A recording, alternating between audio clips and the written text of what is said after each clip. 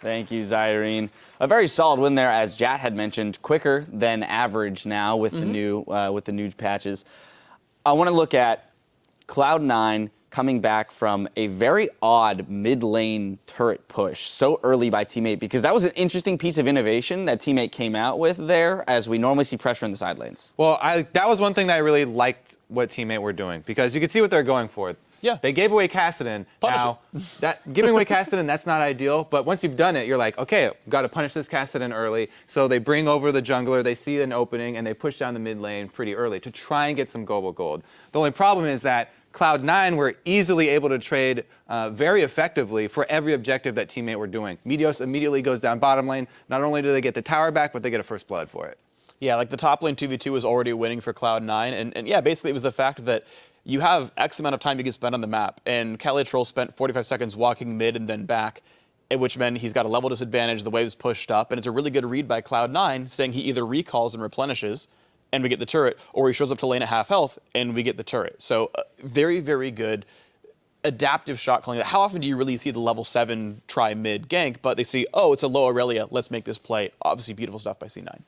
It was a very odd attempt at a lane swap by Cloud9, because they actually warded deep. Maple Street saw it, right? So they ended up, Cloud9 was trying for a lane swap, but then ended up winning the 2v2 and the 1v1. So I was kind of a little taken aback by the fact that they wanted to go for it anyway. Right, so I actually ran into Charlie in the hallway walking back, like as Picks and Band ends, right? He's walking through and I'm like, oh, hey. And he's like, hey, who has a better team comp? And I'm like, well, I don't know. It's going to be close. I'm trying to think about all of it. And he's like, well, by the way, we want a lane swap. I was like, I'm thinking about the 2-on-2 match. And I'm like, but the 2-on-2 is like, it's close, like you're probably fine. He's like, no, we want to keep Aurelia down. Like, Aurelia gets no farm, Malphite is better in a lane swap. And I was like, okay, yeah, that makes sense. And then I'm just kind of thinking about how the game's going to play. I'm like, okay, cool, because Sneaky's going to get big, that's going to be fine. Yeah, it turns out these guys are just outplaying Teammate. And we heard Porpoise talk about it in the pregame, saying, yeah, we typically lose our lanes. That 2-on-2 is close, because you can one-shot Annie with a combo like this with Sivir Leona. That didn't happen. They got out CS because Graves bullies Sivir in a sort of one-on-one sort of scenario. Suddenly Teammate snowballs are behind, right? Cloud9 starts beating up on them, and then all the team fights are kind of free. Yeah, let me stress the point that there was a timer on this game coming into it, because Cloud9 got this Maokai with the Kassadin. Now, Frozen Heart is pretty much the single best item that you can buy against this Teammate team that's almost everybody is auto-attack based. Right. So Maokai and Kassadin, when they charge up their Rod of Ages, and when he completes his Frozen Heart, then it's going to be really difficult for Teammate to come back. So they had to do something early. And them knowing that they're not that good in early lane phase, that's where everything kind of fell off the rocks there. If Maple Street comes into the team fights, into the phase of the game where they've got two Trinity forces and they're trying to chase people down with that CS disadvantage, it's really hard for Teammate to kind of, pull out the win in this one. Let's pick at this a little bit more, because again, it's an admitted weakness by Teammate that they can't, or they are not as proficient in laning as other teams. And yet, they've picked themselves into a scenario in which if they do not get ahead early and press an advantage, they're not going to win. So why does a team put themselves in that position? I do understand, like we said, they did have a little bit of that innovation by pushing mid and attempting something. So I think there were elements of this here. I'm going to cut you off because I know what you're going for here. I think the pieces were almost there for Teammate. So they picked Sivir, who's there for her utility, not her damage, right? Okay, you can lose lane, but you press R and everyone else deals damage. They picked Calitrolls, who's been great, right, in playing these sort of melee carries. They picked Calitrolls. They picked Aurelia for Calitrolls. Thank you. Yeah. They're like, this is the top laner we need today. We picked Calitrolls into our lineup. He's doing well, right? And he held up. Okay, there's the misplayer on the bottom outer turret, but generally speaking, he was holding up. We've seen his Jax vs. Gnar. That went well. They gave Slushy a free matchup mid lane. They got some global gold early using an extra, an early rotation.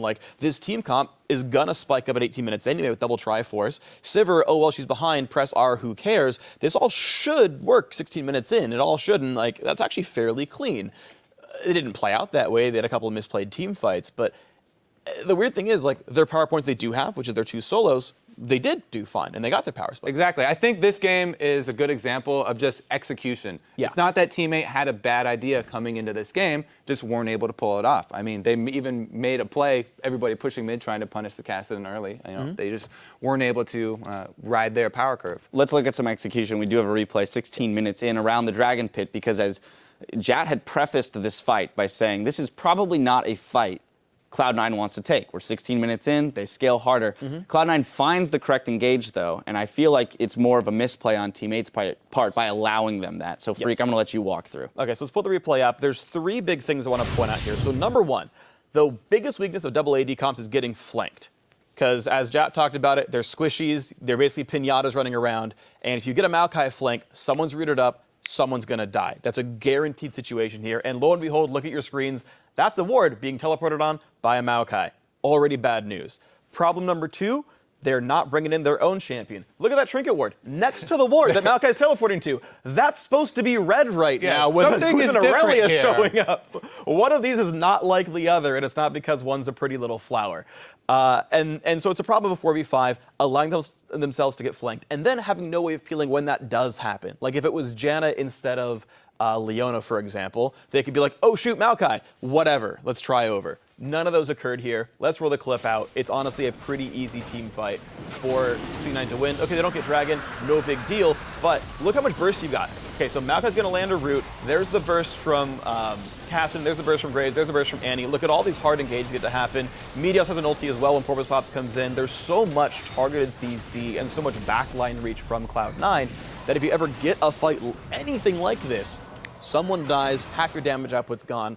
Welcome to a free team fight. And yeah, and Aurelia's late to the party, didn't get the... I think that's the execution part, right? Right. Like we didn't have all 5 people here ready for this dragon that we started. And we got flanked. Right, with teleport available, too. Right, Yeah. you just didn't press D. The other thing, though, is that I really like what Cloud9 did coming into this game. They obviously picked this comp for a reason. They're like, okay, we're going to scale up. We're going to not go for these early dragons. They gave away the first one easily. They're just like, we're going to take bottom turret and walk away. You guys can go ahead and spend your time taking that dragon.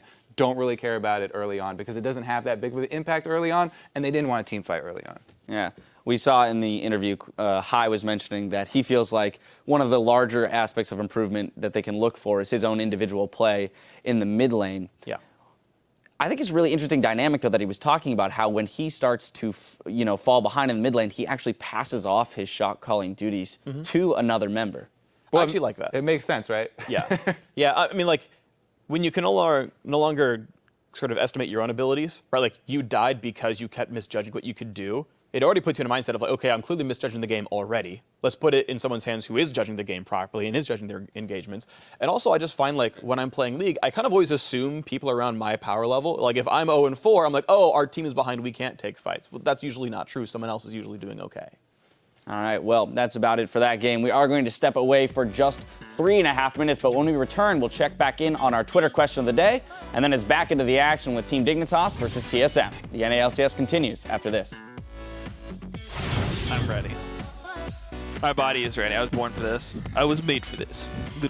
Literally. Looks like they may actually want it after the fact, though. Dodo's going to be the one to get hit. There's balls coming in at the teleport. Yo, kill Aurelia. Kill Aurelia and Jarvan.